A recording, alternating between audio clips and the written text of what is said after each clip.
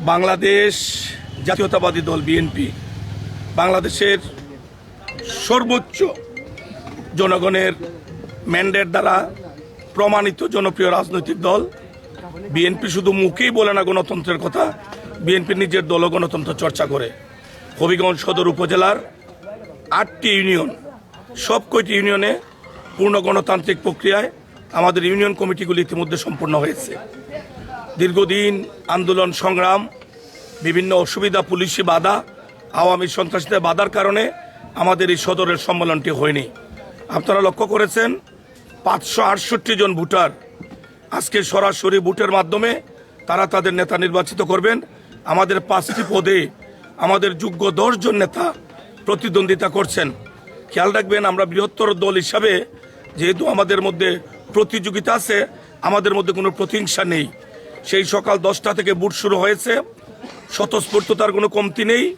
আমরা আশা করছি 3টার মধ্যেই আমাদের সর্বোচ্চ ভোটাররা ভোট দিয়ে তাদের আগামী দিনের আন্দোলন সংগ্রাম নির্বাচনের জন্য তারা নেতা নির্বাচিত করবেন। পরবর্তীতে 3টার পরে আজকে আমাদের এখানে সম্মেলনকে কেন্দ্র করে একটি বড় জমায়েত হবে। সেখানে সাবেক ছাত্রনেতা, বিএনপির স্থায়ী কমিটির অন্যতম সদস্য শ্রদ্ধেয় ডক্টর জাহিদ সাহেব উপস্থিত থাকবেন। সাবেক বিএনপির কেন্দ্রীয় কমিটির সাংগঠনিক সম্পাদক ম্যাডামের অ্যাডভাইজার, আমাদের হবিগঞ্জের সন্তান ডাক্তার সাখাওয়াত হোসেন জীবন, সহ সাংগঠনিক সম্পাদক কলিম উদ্দিন মিলন, মিফতা সিদ্দিকী সহ কেন্দ্রের অনেক নেতৃবৃন্দ উপস্থিত থাকবেন। সকলের উপস্থিতিতেই আমাদের নির্বাচন কমিশন এই ভোট গণনার পরে খোলা মঞ্চে সকল প্রার্থী এবং সমর্থকদের সামনে ভোট ঘোষণা করবেন। আমরা বিশ্বাস করি যে আমাদের প্রার্থী যারা আছেন তারাও গণতন্ত্র চর্চায় সহযোগিতা করছেন বলেই তারা প্রতিদ্বন্দ্বিতা করছেন।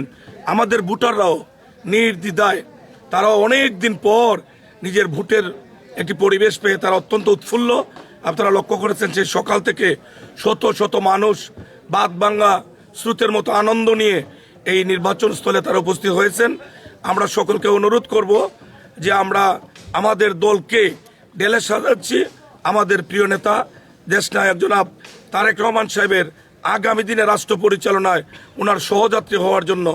ইতিমধ্যে আমাদের প্রিয় নেতা শ্রদ্ধেয় জনাব তারেক রহমান সাহেব যেভাবে নির্দেশনা দিচ্ছেন, আমরা আমাদের দলকে ঠিক সেইভাবে আমরা ঢেলে সাজাচ্ছি এবং জনগণের হৃদয় জয় করে জনগণের ম্যান্ডেট নিয়ে 15 বছরের উপরে আওয়ামী লীগ দেশে যে জঞ্জাল সৃষ্টি করে গিয়েছে, আমরা আমাদের প্রিয় নেতা তারেক রহমান সাহেবের নেতৃত্বে সেই সমস্ত জঞ্জাল পরিষ্কারের জন্যই আমরা নতুন নেতৃত্ব নির্বাচনে উদ্যোগ নিয়েছি। সবাই সুন্দরভাবে এই ভোটটা শেষে আমরা আমাদের এই নেতৃবৃন্দের বক্তব্য শুনে আমরা আমাদের পরবর্তী করণীয় নির্ধারিত হবে, সেই কাজে আমরা সকলে মনোনিবেশ করব। এটাই আজকের সম্মেলনে সবার প্রতি আমাদের প্রত্যাশা। আচ্ছা, আরেকটি বিষয় হচ্ছে, এত বড় একটি রাজনৈতিক দল আসলে ভোট গ্রহণ চলছে কিন্তু আইন শৃঙ্খলা বাহিনীর কোনো সদস্য নাই। আসলে আপনারা এটি কি মানে সবশেষ পরিস্থিতি স্বাভাবিক থাকবে বা আপনারা আইন শৃঙ্খলা বাহিনীর সহায়তা চেয়েছিলেন কিনা, বা নাকি আপনাদের যেই কর্মী আছে তাদেরকে দিয়ে এই কাজটি করাচ্ছেন? আমি কিছুটা অবাক হই যে আমাদের সাংবাদিকদের দৃষ্টি এত সংকীর্ণ। দীর্ঘদিন আওয়ামী লীগের সাথে কাজ করতে করতে সাংবাদিকরা আওয়ামী লীগ হয়ে গিয়েছেন। কারণ আপনাদের দৃষ্টি সবসময় বিএনপিকে ক্ষতিগ্রস্ত করা, বিএনপির ভালো কাজগুলি আড়াল করা, প্রশাসনের সাথে বিএনপিকে দূরত্ব সৃষ্টি করা। আমি নিজে একটি পত্রিকার সম্পাদক, নিজে একটি পত্রিকার প্রকাশক। সকালে 8টা থেকে এখানে প্রায় 15-20 জন পুলিশ এখানে তারা সক্রিয়ভাবে দায়িত্ব পালন করছেন নিরাপত্তার বিষয়টি। আমরা যেহেতু বিএনপি, আমরা জনগণের সাথে অঙ্গীকারবদ্ধ।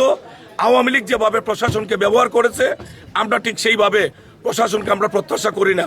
আমরা মনে করি জনগণের ট্যাক্সের দ্বারা যে প্রশাসনের যে আইন শৃঙ্খলা রক্ষাকারীর বাহিনীর বেতন হয়, তারা হবে জনগণের সম্পদ, সকলের নিরাপত্তা তারা নিশ্চিত করবেন। সেই জন্য আমরা ওনাদেরকে অনুরোধ করেছি আমাদের সম্মেলন স্থলে তারা প্রবেশ না করে তারা যেন মেইন রাস্তায় তারা দায়িত্ব পালন করেন। এবং আমি প্রশাসনকে ধন্যবাদ জানাই, তারা সেই সকাল থেকে তাদের দায়িত্ব পালন করছেন। যারা একটু দলখানা এই সাংবাদিক, তাদের দৃষ্টিতে না আসে নাই, আমি অনুরোধ করব মেহেরবানি করে আপনারা একটু দেখে আসেন, তারা যথাযথভাবে তাদের দায়িত্ব পালন করছেন।